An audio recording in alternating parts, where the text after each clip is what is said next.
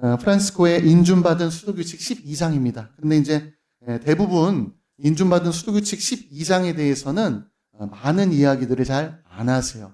그냥 선교와 관련된 내용이고 사라센인들, 이슬람 교도들에게 가는 형제들에게 주는 지침이다 라고 이야기를 하고 보통 좀 넘어갑니다.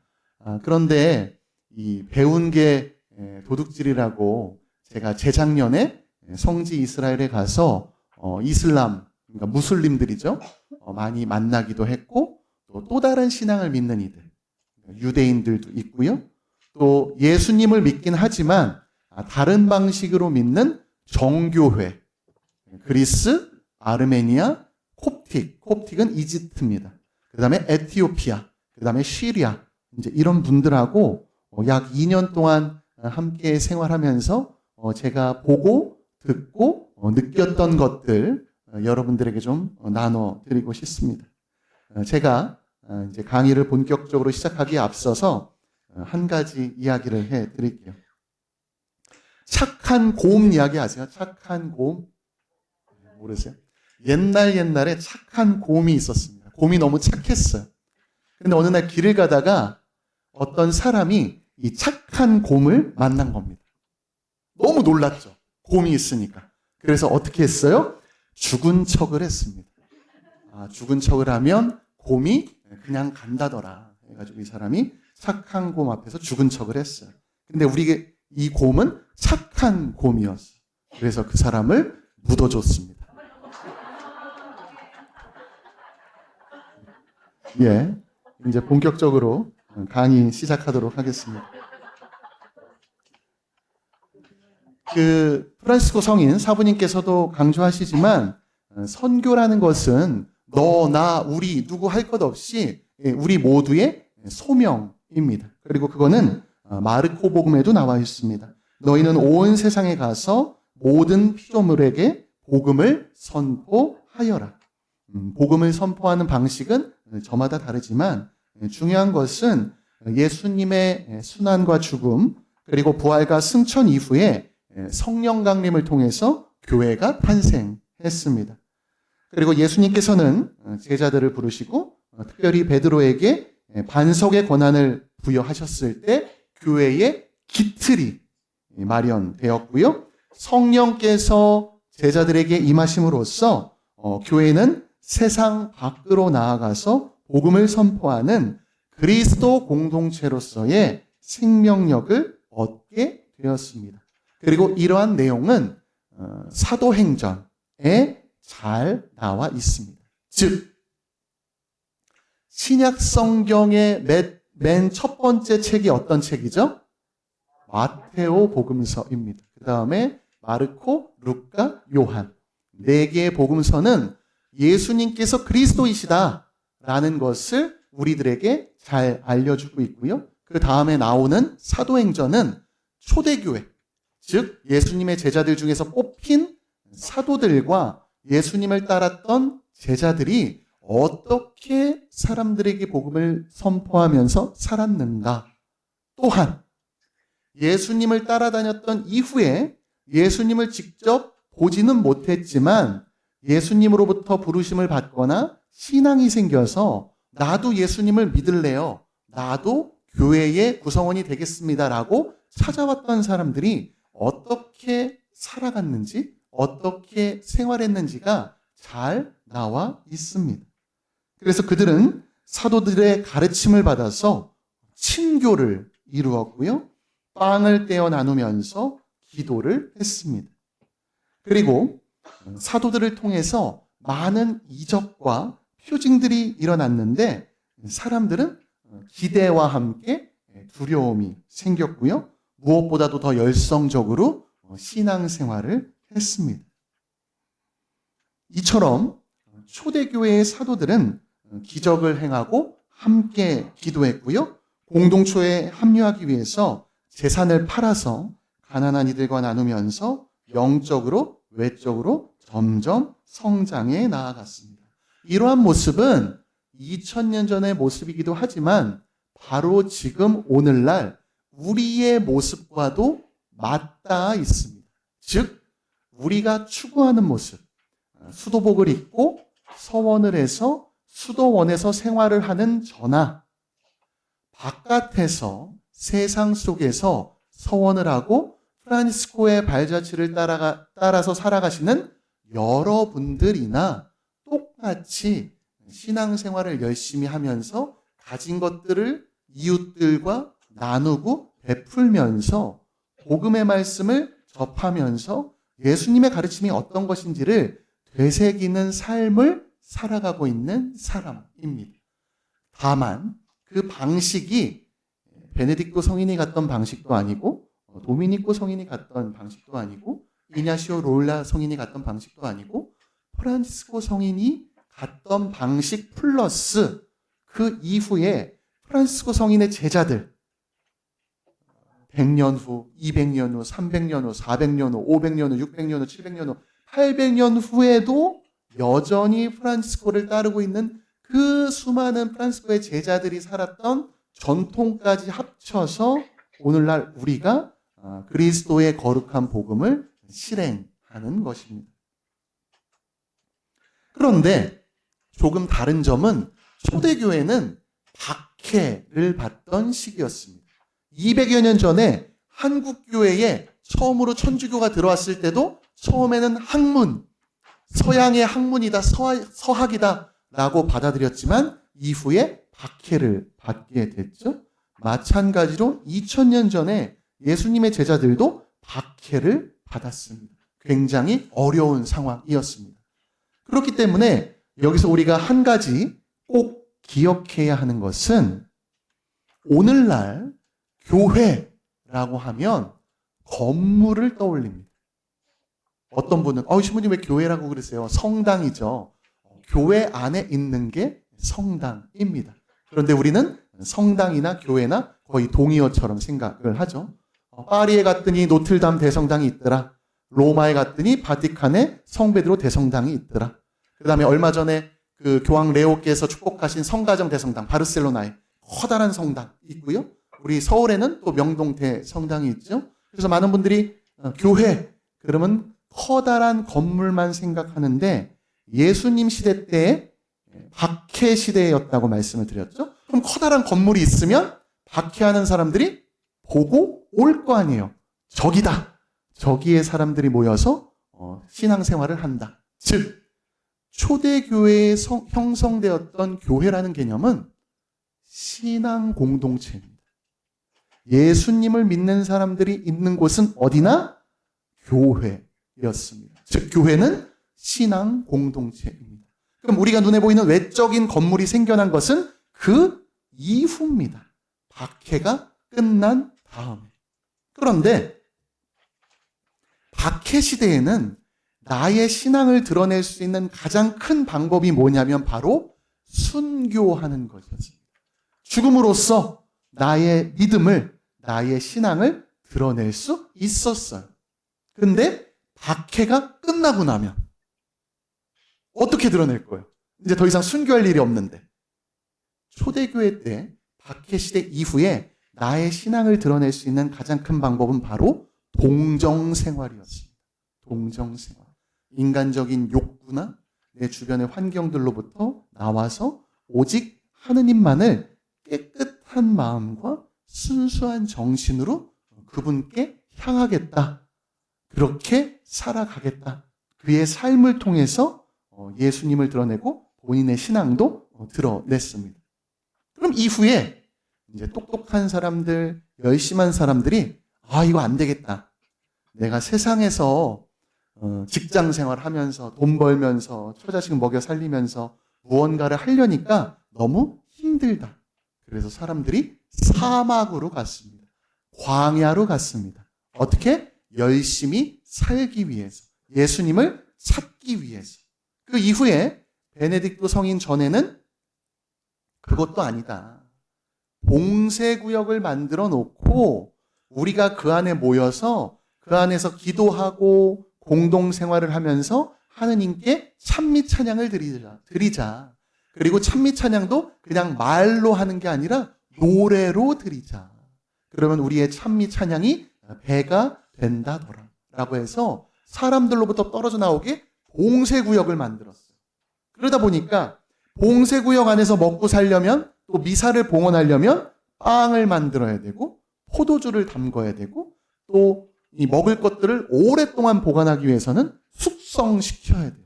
그러다 보니까 소세지를 만들어야 돼요. 그래서 베네딕토에 가면 와인도 유명하고 소세지도 유명합니다. 오랫동안. 그런데 여기서 가장 중요한 것은 프란치스코입니다. 프란치스코에 와서는 패러다임이 바뀝니다. 즉 예수님을 찾기 위해서 이 세상으로부터 떠나서 봉쇄구역을 만들어서 그 안으로 들어왔다면 프란치스코에게 와서는 봉쇄구역이 허물어져서 밖으로 나아갑니다. 그 단계를 잠깐 설명드릴게요. 잘 알다시피 1회는 프란치스코 성인이 만든 남자 수도회입니다. 2회는 프란치스코 성인이 만든 여자 수도회이고요. 3회는 수도 3회가 있고 TOR이라는 뉴스회가 있고 재속 프란치스코 회원들이 있습니다. 즉 프란치스코의 영성을 따라 살아가는 프란시스칸 가족들을 뜻하죠. 당시에 요즘이 아닙니다. 800년 전에는 남성과 여성의 개념이 지금과는 달랐죠. 지금 중세시대 이야기를 하면 아이고 신부님 정말 아무것도 모르시네 이렇게 생각이 들 만큼 중세 때는 남성과 여성의 처지가 많이 달랐습니다. 그래서 많은 사람들이 여성보다는 남성에게 관심을 가졌어요. 그런데 프란치스코 성인은 여성에게도 관심을 가졌습니다. 바로 글라라와 자매들이고요. 그냥 그들이 기도생활, 신앙생활 하도록 놔두지 않고 봉쇄 안에서 열심히 하느님을 위해 신앙생활을 할 수 있도록 적극적으로 여자 수도회를 만들었습니다. 여기에 플러스 당시에 한센인들, 나병 환자들은 인간이지만 인간이 아니었습니다. 인간 대접을 받을 수도 없었죠. 제가 며칠 지난 화요일부터 어제까지 산청 성심원에 다녀왔습니다.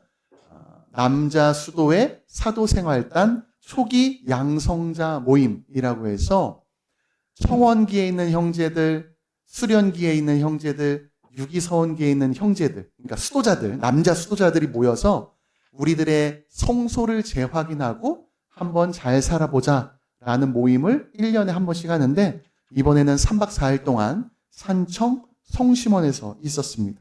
그런데 놀라운 사실이 두 가지 있었어요. 첫 번째는 수도자들이 별로 없어요. 남자 수도, 우리 전국에 있는 막 이제 종신서원하기 전까지의 남자 수도자들 모여라 했더니 한 40몇 명 모였습니다. 40명. 전체. 물론 살레시오회하고 예수회는 그 교육계 학생이 없고 다른 일정이 있다고 못 왔지만 그 정도예요. 복자회, 꼼벤투알, 미리네, 다른 수도회들 다 모였는데 40명 조금 넘게 모였고요. 두 번째 특징은 외국인들이 그렇게 많더라고요. 외국인들.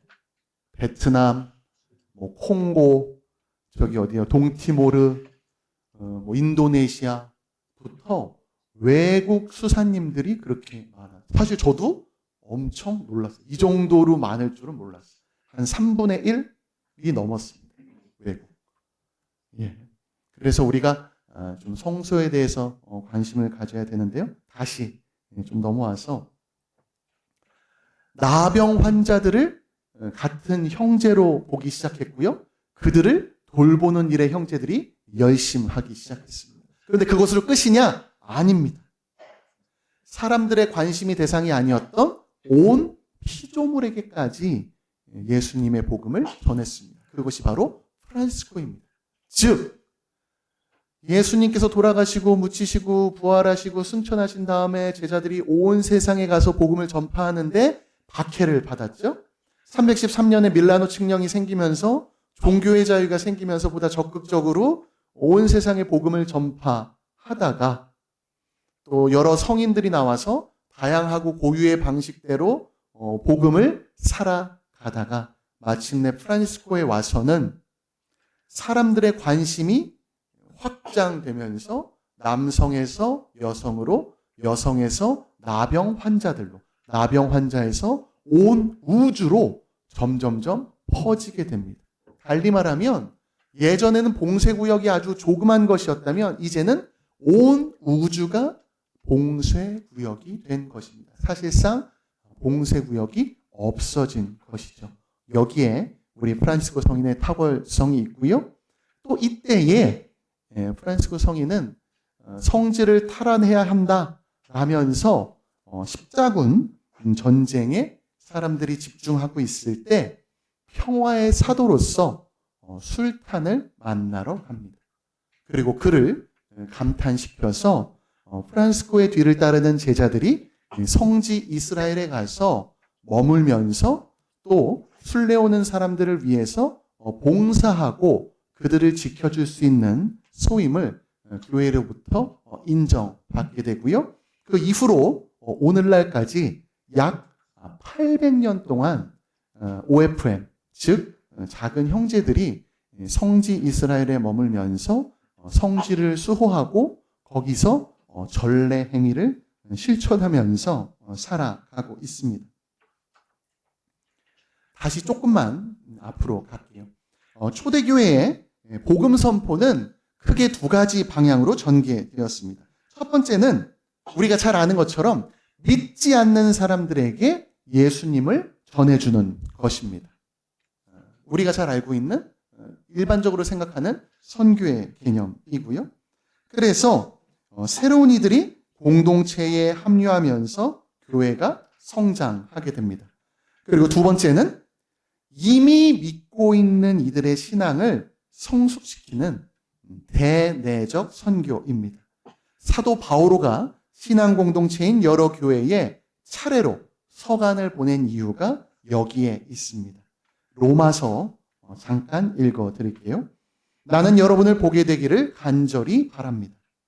여러분과 함께 성령의 은사를 나누어 여러분의 힘을 북돋아 주려는 것입니다. 다시 말하면 내가 여러분과 같이 지내면서 여러분의 믿음과 나의 믿음을 통하여 다 함께 서로 격려를 받으려는 것입니다. 이처럼 선교는 교회의 안과 밖을 향하는 두 개의 축으로 이루어졌습니다.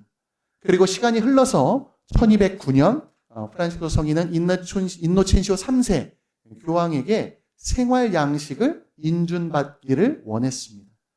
이 배경에는 여러 가지가 있는데요. 당시에는 이단들이 많았고 이단들은 이상한 사람들이 아니었습니다. 열심하던 사람 중에 이단으로 많이 빠졌던 거예요. 교회의 가르침을 순종하지 않고 내 방식대로, 내 생각대로 열심히 살아가겠다. 그래서 프란시스코 성인은 교회 안에 머물기를 바랬고 이것을 교회로부터 공적으로 인준받기를 원했습니다. 그리고 꿈을 꾼 인노첸시오 3세 교황께서는 프란시스코와 그의 형제들에게 삭발례를 베풀었습니다. 이거는 교회의 보호를 받는 공적인 신분을 취했다는 것을 의미합니다. 그리고 동시에 삭발례와 동시에 설교권을 받았습니다. 즉 사람들에게 설교를 할 수 있는 권한인데요. 당시에 프란시스코 성인 사부님과 형제들이 받았던 이 설교권은 무제한적인 권한이 아니었습니다. 왜냐하면 당시에는 교리 설교와 회계 설교로 설교가 나뉘어져 있었습니다. 교리 설교는 삼위일체론이나 성사론이나 좀 어려운 신학적 내용들을 사람들에게 설교해야 됐기 때문에 신부나 주교님이나 일부 학자들에게 위임되어 있었습니다. 반면 사부님과 형제들이 받았던 설교는 회개, 우리가 빨리 방향을 바꿔서 하느님, 아버지 하느님께 달려가자. 그리고 그분만을 믿으면서 열성적으로 그리스도의 복음을 실천하면서 살아갑시다라는 내용이었습니다. 그리고 설교권을 받은 프란시스코와 형제들은 설교뿐만이 아니라 이미 세례를 받은 그리스도인들을 향해서 회개를 촉구하면서 교회의 내부를 쇄신하는 선교를 펼쳤습니다. 이것이 바로 신자들에게 보낸 편지입니다. 신자들에게 보낸 첫째 편지는 제1장 회개하는 이들, 그리고 제2장 회개하지 않는 이들로 명확하게 구분되고요.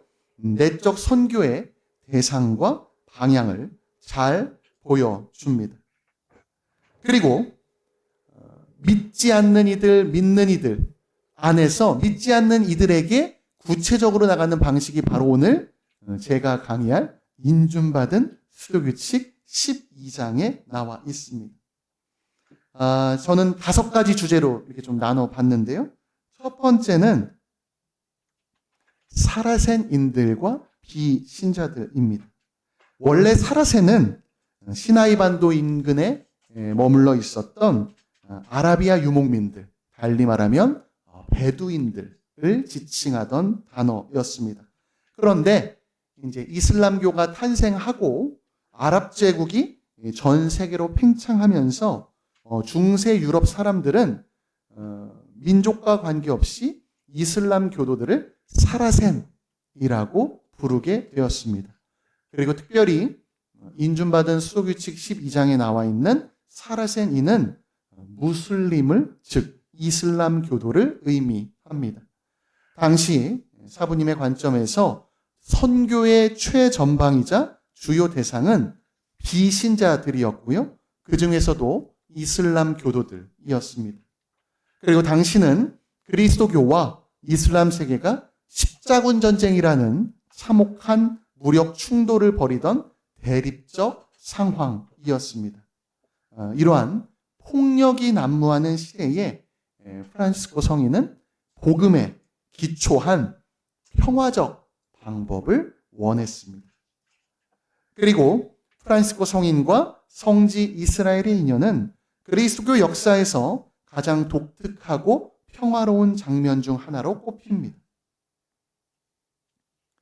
프란시스코와 술탄, 종교 지도자였던 술탄 알 카밀이 1219년 만나게 됩니다. 근데 당시에 프란시스코를 두고 술탄과 그 이슬람 교도들은 첩자다, 스파이다, 우리 쪽에 와서 정보를 빼내려 했다. 그래서 처음에는 가뒀고요, 유혹도 했고 다양한 시험을 했습니다. 하지만 프란시스코 성인은 그 안에서도 예수님의 가르침을 전했고 평화의 사도로서 신앙의 모범을 보여줬고, 마침내 술탄은 프란시스코 성인에 감복해서 형제들이 그곳의 성지를 순례하고 그곳에 머물 수 있는 권한을 허락해 줍니다. 그렇기 때문에 십자군 전쟁 속에서도 평화롭게 작은 형제들이 이스라엘에서 머물 수 있었습니다. 그리고 그것은 그냥 작은 형제들만 머무는 것이 아니라 교황 클레멘스 6세께서 칙서를 통해 작은 형제를 가톨릭 교회를 대표하는 공식적인 성지 수호자로 임명하셨습니다. 그리고 이후 오늘날까지 작은 형제들은 성지에서 머물고 있습니다. 중요한 것은 평화를 향한 프란시스코의 어떤 여정이 프란시스코 성인 사부님으로 끝난 것이 아니라 프란시스코를 따르는 그 형제들, 동료들, 이후에 제자들로부터 오늘날 우리들에게까지 이어진다는 사실입니다. 그렇기 때문에 우리는 프란시스코 가족으로서 어떻게 하면 그리스도의 평화를 사람들에게 잘 나눌 수 있을까 고민하고 구체적인 실천을 해야 합니다. 지금부터 조금 재밌는 얘기 하나 해드릴게요. 재작년에 제가 처음으로 이제 이스라엘 성지를 가게 됐습니다. 처음에는 굉장히 큰 꿈을 가지고 로마를, 왜냐면 당시 전쟁 때문에 직항이 없었어요. 아직도 없지만요. 그래서 로마를 경유해서 이제 텔아비브를 들어가려고 했는데 로마에 도착했더니 로마에서 이스라엘로 들어가는 항공편이 취소가 된 거예요. 없어졌어요. 그래서 저는 어쩔 수 없이 로마에서 약 4주간 머물렀습니다. 그래서 로마에 있는 수도원에서 머무는데 이태리에 있는 수도원이니까 우리 수사님들, 신부님들이 무슨 말을 해요? 이태리 말을 해요. 근데 저는 이태리 말을 할 줄 몰라요. 그래서 기도 때도 가만히 앉아 있고 미사 때도 가만히 서 있어야죠. 어떡해요? 근데 마침 우리 프란시스칸 일회원들이 선교를 했다가 순교하신 분들이 있어요. 다마스쿠스로 선교를 갔던 그 선교사들. 근데 순교를 했기 때문에 이제 순교자들이죠. 그들의 시성식이 있다는 거예요. 시성식이 로마에서. 그래가지고 원장님이 저를 부르더니 저더러 시성식 때문에 외국에서 형제들이 많이 오니까 저더러 방을 빼래요. 너는 원래 여기 예정에 없던 사람이니까 방을 빼야 된다. 그래서 내가 그럼 나 어떡하냐 그랬더니 저 나폴리에서 형제들이 오니까 너는 나폴리에 가서 거기 수도원을 지키래요. 그래서 알겠다고. 그래서 태어나서 처음으로 나폴리라는 데를 가봤어요. 나폴리 하면 뭐가 생각나세요? 피자. 예, 피자. 그리고 우리는 잘 모를 수 있지만 나폴리에 가면 마라도나가 유명합니다. 마라도나. 왜냐하면 마라도나가 축구선수 마라도나가 나폴리 팀으로 입단한 다음에 팀을 우승시켰어요. 그래서 나폴리에 가면 온 거리마다 마라도나. 저기 구석에 조그맣게 김민재 선수 하나 있고 다 마라도나. 거의 성인처럼. 심지어는 성인보다 더. 혹시 여기 계신 분 중에 RCC 성지순례 가보신 분 있으세요? 손 한번 들어보실래요? 생각보다 그렇게 많지가 않네요. 네. RCC 가보시면 프란치스코 하잖아요? 그거보다 10배 이상. 나폴리에 가면 마라도나. 근데 제가 불행히도 이태리 말을 못해요. 그래가지고 손짓 발짓 하면서 매일 1일 1 피자를 먹고 왔더니 그 살이 아직까지 안 빠지고 있습니다. 그리고 나서 우여곡절 끝에 이제 이스라엘에 들어갔어요. 갔더니 여러분들 아실지 모르겠지만 김상원 테오필로 신부님 지금 성지에 계신데 올해가 21년째예요. 그리고 안병호 베다 수사님이라고 계신데 그 수사님은 전체 기간은 이제 10몇 년 되는데 그분은 봉사했다가 오셨다가 해서 지금 3번째로 다시 나가 계세요. 그래서 저를 굉장히 환대해 주셨어요. 그래서 그래, 성지에서 좀 열심히 해보자 해서 이제는 이태리 말로 성물도 찾는 거 지금 어디 하고 있다. 또 미사도 지금 어느 부분이다. 내가 해야 될 부분이 요거구나 라고 찾게 됐는데 갑자기 관구 비서가 저를 또 불러요. 부르더니 너 내일 딴 데로 가라고. 그래서 왜 가야 되냐 그랬더니 거기 또 빵꾸가 났대. 멕시코 신부님이 거기 공동체에서 사목을 하다가 너무 힘들어가지고 전쟁 때문에 너무 스트레스 많이 받아가지고 본국으로 돌아갔대요. 그래서 거기 빵꾸를 떼우러 가래요. 그래서 떼우러 갔죠. 갔더니 거기는 라틴말을 하는 거예요. 라틴말.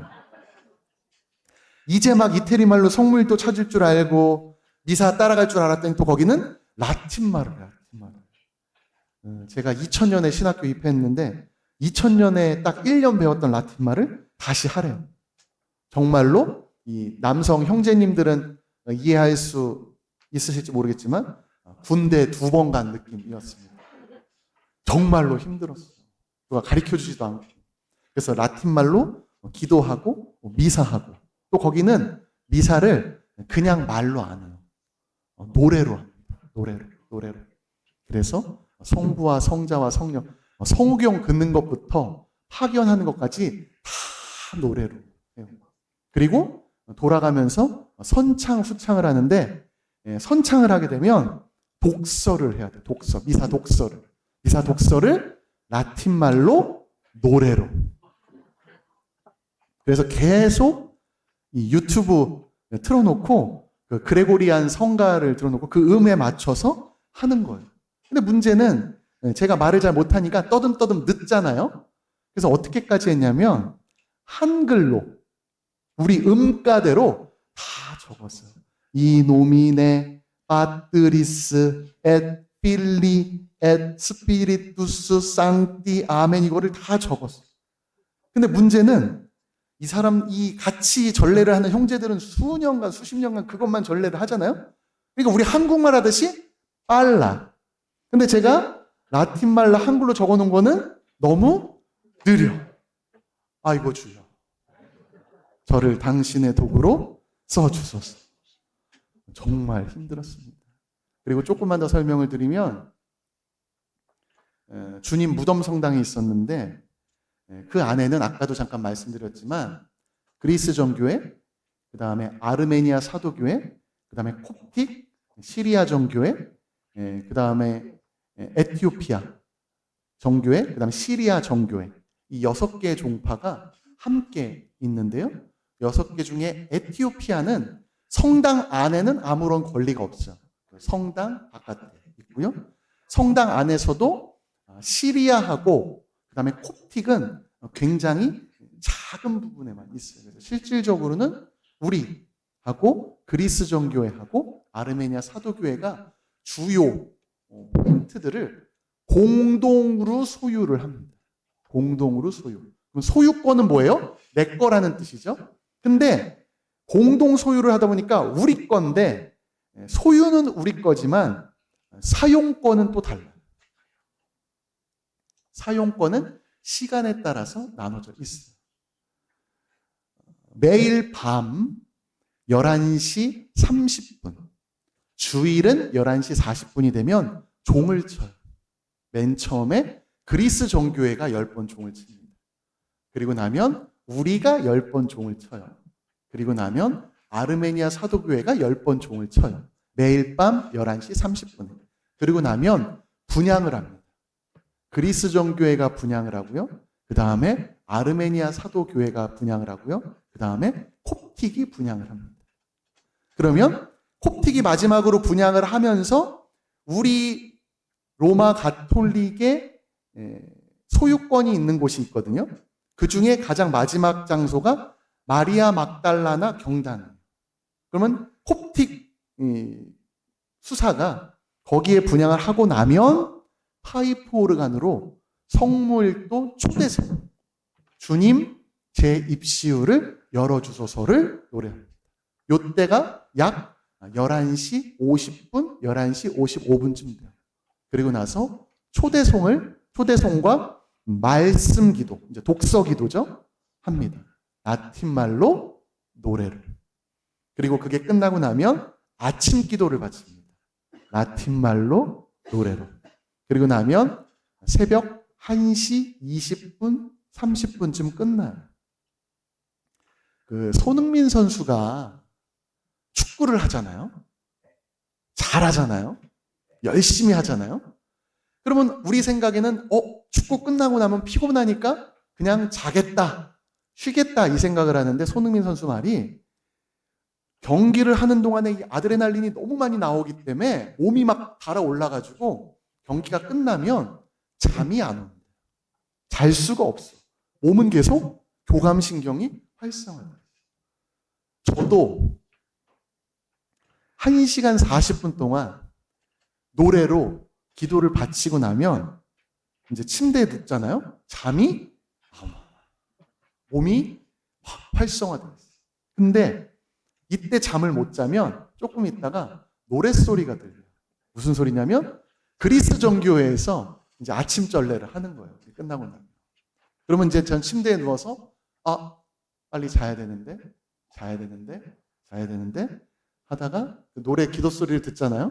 2시간이 지나요. 그리고 나면 또 다른 노랫소리가 나요. 아르메니아 사도교회에서 이번에는 아침 전례를 하는 거예요. 아르메니아다. 자야 되는데 하다가 보면 새벽 5시가. 새벽 5시가 되면 우리가 첫 전례를 합니다. 그래서 주님 무덤 성당하고 골고타, 이제 이태리 말로 갈바리오라고 하는데 거기서 미사가 시작돼요. 참고로 무덤 성당은 저녁 7시 반 또는 8시 반, 9시에 문을 닫습니다. 이건 썸머타임 때마다 시간이 달라요. 그리고 문을 한번 닫으면 그 다음에 새벽 4시가 될 때까지 문을 못 열어요. 그래서 나중에 순례 가셔서 그 안에 들어가시면 밤새 기도 소리 계속 듣고 있는 거예요. 그리고 나면 첫 전례를 해야 되죠. 그럼 저는 잠을 잘 못 잤죠. 비몽사몽합니다. 그리고 나서 오전은 자유 시간인데 당번이 걸리면 고백성사를 줘야 돼요. 하루에 6시간 동안. 1시간 반, 1시간 반, 1시간 반, 1시간 반. 내 타임. 그래서 저는 한국말하고 영어로 했어요. 그래서 이제 사람들이 와요. 너 이태리말 할 줄 알아? 못해. 그럼 가. 어떤 분이 와. 이태리말 할 줄 알아? 못해. 그럼 또 그분이 물어봐요. 나 이태리말 못하는데 해도 돼? 그럼 와서 하고 가요. 그리고 이제 점심 먹고 나서 오후에 잠깐 자유시간이 있고요. 오후 3시 40분부터 저녁 기도와 끝 기도를 라틴 말로 노래로 합니다. 그리고 나서 행렬을 합니다. 행렬. 비가 오나 눈이 오나 똑같이 주일이나 평일이나. 행렬하면 1시간 정도 걸리고요. 오후 5시쯤에 성체 강복으로 끝납니다. 이제 그러고 나면 저녁 먹고 자유 시간이에요. 아주 좋죠. 근데 이때 빨리 잠을 자야 돼요. 그래서 밤 11시에 일어나야 돼요. 그래서 좀 씻고 준비하다가 11시 반부터 또 뭐 해요? 종을 칩니다.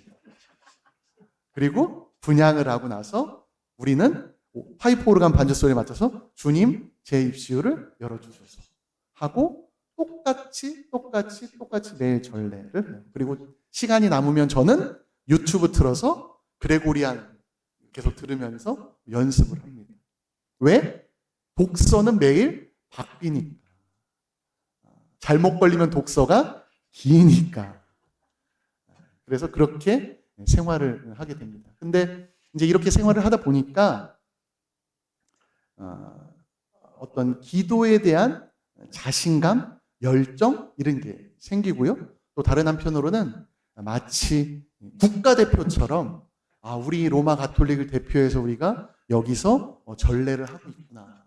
그러니까 좀 열심히 잘 해야겠다. 이제 이런 생각이 들어요. 그래서 제가 했던 방법은 인사를 잘하는 겁니다. 인사를. 동서남북 어디를 막론하고 인사를 잘하면 좋아하더라고요. 말이 안 통해도 인사하면 좋아해요. 그리스 정교회도 키도 크고 우락부락하게 생겼어요. 수염도 기르고. 근데 제가 인사를 하면 자기도 받아줘요. 아르메니아 사도교회 분들도 다 레슬러들처럼 몸이 좋아요. 팔뚝도 굵고. 근데 그래도 인사를 하면 받아줘요. 이제 그렇게 생활을 했습니다. 그래서 여러분들도 나중에 꼭 기회가 되면 성지순례를 꼭 하시기를 말씀드리겠고요. 중요한 것은 언제 어디서 우리가 누구를 만난다 하더라도 우리 프란시스칸들은 평화의 사도이기 때문에 평화를 빕니다를 단순히 말로만 할 것이 아니라 표정으로, 행동으로, 마음 자세, 마음가짐을 가지고 있어야 합니다. 나는 지금 집에 그냥 안 좋은 일이 있어가지고 기분이 안 좋아. 그럼 평화를 빕니다가 잘 될까요? 안 돼. 그리고 옆에 있는 사람도 말로는 평화를 빈다는데 그냥 표정이 안 좋아. 또 행동도 너무 과격해. 너무 뻣뻣해.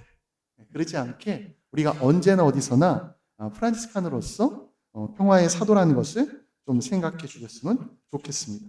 그리고 여기에 있어서 다시 인준받은 수도규칙 12장으로 가면 프란시스코 성인께서는 하느님의 영감에 대해서 굉장히 중요하게 생각하셨습니다. 잠시만요. 지금 몇 시죠? 40분이요?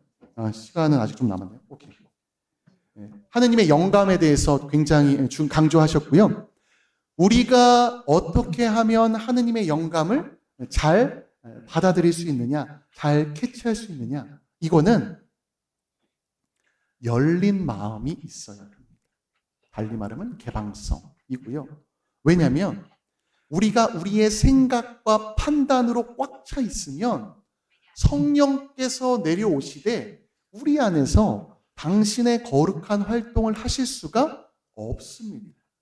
오히려 프란시스코 성인처럼 가난하고 겸손하게 당신을 비워냈을 때 그 안에 성령 하느님께서 임하시고 당신을 통해서 또 형제들을 통해서 당신의 거룩한 활동을 하시게 되는 거예요. 그렇기 때문에 우리의 마음을 열어서 성령 하느님을 받아들이는 것도 중요하고요. 또 잘 수용하는 것도 중요합니다. 즉 우리 프란시스칸들에게 개방성과 수용성, 이 두 가지가 굉장히 필요합니다. 그렇기 때문에 이것을 바탕으로, 이것을 전제로 프란시스칸 학자들이 수도규칙에 따른 우리만의 선교 방식으로 5가지를 제시합니다. 첫 번째는 순례자요 나그네로서 세상을 두루 다니는 것. 제가 맨 처음에 제가 우리 수도원에 입회한 청원 형제들 담당한다고 말씀드렸잖아요. 그래서 사실은 오늘 청원 형제들과 같이 우리 엘리사벳 형제에 와서 인사를 드리려고 했는데 어제 끝난 초기 양성자 모임이 끝나고 나서 우리 청원 형제들이 무전 순례 체험을 떠났습니다. 그래서 사실은 지난 몇 년 동안 좀 없었어요. 이유가 여러 가지가 있는데 코로나 이후에 좀 세상이 바뀌었고요. 우리 청원 형제 지난 2월 22일에 4명이 입회했는데 아쉽게도 2명이 이제 집에 먼저 일찍 갔어요. 제가 내보낸 거 아닙니다. 본인들이 좀 아닌 것 같다고 해서 갔고 이제 2명 남았는데 한 명은 34살이고 한 명은 23살이에요. 근데 이제 우리 성북동 수도원에 머물면서 휴대전화도 없어. 다 해지하고 들어왔어. 용돈도 없어. 외출할 때 외출비 10,000원 가져갑니다. 가서 목욕탕에서 그냥 목욕이라도 하고 오라고. 그래서 그렇게 지금 약 4개월 정도 생활했던 형제들이 아무것도 없이 순례 체험을 떠났어요. 그래서 주변에는 저보고 그 순례 체험 보낼 거냐. 왜냐하면 26년 전에 2000년에 제가 무전 순례 체험 할 때는 이제 도와주세요 그러면 이 주머니에서 이게 1,000원짜리 한 장이라도 좀 주셨어요. 근데 요즘은 현금을 안 들고 다니시고 이 초등학생도 다 핸드폰이 있기 때문에 멀쩡한 사람이 핸드폰 없으면 간첩인 줄 알아요. 이상한 사람인 줄 알아요. 요즘은 어떤 노동을 하더라도 휴대전화 이런 거 없으면 일도 안 시켜줘요. 사람 취급을 안 해요. 당신 몸 있고 내가 이거 해주냐 이런 세상이에요. 그래서 형제들 갈 때 어떻게 티모니 교통카드라도 좀 가지고 가게 해야 되나 생각이 있는데 우리 형제들이 안 된다. 무전 순례 체험은 정말 아무것도 없이 가야 된다. 그래서 형제들 어제 산청 터미널에 제가 내려주면서 조그만 가방에 이제 물 하고 이제 속옷 조그만 거 하나 하고 이제 양말 하나랑 수건 요렇게만 가지고 이제 떠났어요. 저도 뭐 잘 주님께서 잘 이끌어 주시겠지라고 했는데 이 어젯밤에 잠이 안 오더라고요. 제가 이 장가를 가서 이 아들, 딸 낳아보진 않았지만 우리 부모님 마음이 이런 건가라는 생각이 좀 들 정도로 어디 가서 이 더운 날씨에 잘 지내고 있진 않나 이제 이런 생각이 좀 들었습니다. 그래서 우리 엘리사벳 형제분들에게 좀 부탁드리고 싶은 거는 다음 주 토요일까지 이제 성북동으로 돌아오는 거거든요. 아직 일주일 남았어요. 그래서 꼭 화살기도 우리 청원 형제들을 위해서 화살기도 한 번씩 좀 부탁드리겠고요. 제가 사실은 오늘 이제 요 시간을 조금 달라고 부탁드린 거는 저희 수도회 안에 성소 후원회가 있습니다. 성소 후원회. 예전에는 이제 평창동에 청원소가 있을 때 프란시스코 성소 후원회, 또 성복동에 유기서원소 있을 때는 루시아 성소 후원회, 그리고 이제 조금 다른 소수로 이제 영적인 벗이라고 해서 우리 작은 형제회들은 너나 누구 할 것 없이 성소 후원회 분들의 후원을 받지 않은 사람이 없어요. 다 입회해서 종신 서원할 때까지 집중적으로 성소 후원회 분들이 기도해 주시고 영적으로 물적으로 도와주십니다. 그래서 지금 영적 보조를 하고 있는 양두숙 미카엘 형제님이나 그 전에 하셨던 분이나 지금 뭐 관구장님이나 이전 관구장님이나 우리 작은 형제 중에 어느 한 분도 성소 후원회 분들의 도움을 받지 않은 분들이 없다. 그리고 그런 분들이 여러분들의 성소 후원을 받아서 무럭무럭 자라서 지금 교회를 위해서 우리 프란시스칸들을 위해서 봉사를 하고 계시다. 여기에 대해서 감사의 말씀을 드리려고 제가 좀 시간을 달라고 드렸습니다. 부탁을 드렸습니다. 그래서 진심으로 감사드리고요. 이제 또 다른 얘기는 형제들 숫자도 좀 줄긴 줄지만 동시에 후원의 분들도 많이 숫자가 줄었어요. 선종하신 분들도 굉장히 많고 또 기존에 활동을 하다가 여러 가지 이유 때문에 떠나신 분들이 좀 있습니다. 그리고 여기에 플러스 다행히도 정말 감사하게도 각 단위 형제회에서 조금씩 양성을 위해서 도와주고 계세요. 제가 정확하게 뭐 어떤 형제는 도와준다, 어떤 형제는 도와주지 않는다는 모르겠지만 제속 프란시스코회 단위 형제회에서 저희 일회원들의 양성을 위해서 기존에 도와주고 계세요. 여기에 대해서도 진심으로 감사드립니다. 그런데 혹시라도 예전에 도와주셨다가 지금 조금 쉬고 계시거나 나는 지금 뭐 입회해가지고 뭐 유기서원기라 종신한 지 얼마 안 돼서 성소 후원회를 잘 모르고 있었다라는 분이 계실 수도 있기 때문에 그 성소 후원에 대해서 좀 알려드리고요. 한 달에 한 번씩 정동 수도원 성당에 모여서 강의 듣고요. 같이 미사 참례하고요. 저희가 점심 식사를 드립니다. 그래서 오늘 당장 가입을 안 하시더라도 저희가 두 번째 주일이 지난 월요일, 세 번째 주일이 지난 월요일, 즉 두 번째 주일이 지난 월요일에는 루시아 성소 후원회, 세 번째 주일이 지난 월요일에는 프란시스코 성소 후원회를 하거든요. 그래서 한번 방문하셔서 강의도 좀 들으시고 미사도 참석하시고 또 미사 때는 우리 학생들이 같이 와서 점심 식사 준비도 하고 미사 때 참여도 하고 설거지도 하니까 그냥 편안한 마음으로 오셔서 한번 둘러보시고 맛있는 식사 드시고 가시면 됩니다. 그래서 예전에는 후원에 모집하는 거를 막 갖고 와가지고 막 직접 나눠드리고 즉석에서 받고 그렇게 했는데 요즘은 그렇게 안 한다고 하더라고요. 그래서 제가 강의가 끝나면 프린트물을 저 바깥에다 놔둘 테니까 다 휴대전화 가지고 계시죠? 다 스마트폰이시잖아요? 찍어서 가세요. 찍어서 읽어보시고 관심이 있으신 분들은 집에 가서 한번 읽어보시고 가입해 주시기를 좀 부탁드립니다. 그리고 뭐 나중에 뭐 소득공제나 뭐 은인의 날 행사나 저희 소풍이나 뭐 순례나 이런 것들은 나중에 또 그 후원에 담당하시는 분이 있거든요. 그래서 그분을 통해서 좀 문의하시면 되겠고요. 아까도 말씀드렸지만 그 산청에서 초기 양성자 모임에 갔더니 한국교회 전체의 성소가 줄었습니다. 심지어는 서울대 교구도 줄었습니다. 입학하시는 분들이 한 자리예요. 한 자리. 사실은 제가 중학교 1학년 때부터 서울교구 예신 다녔습니다. 중학교 1학년 때부터 고3 때까지.